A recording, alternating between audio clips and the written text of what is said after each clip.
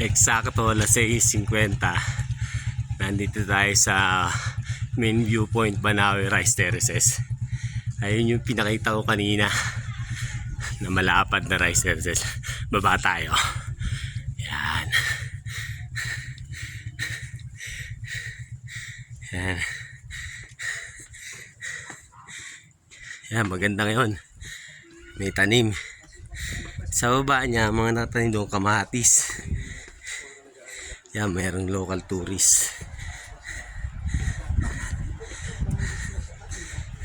Natin. Zoom natin. Yan.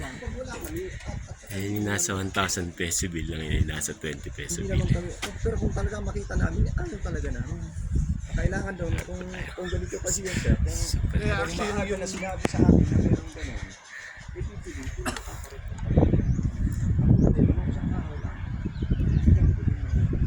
Yan, maganda. May tayo na palay.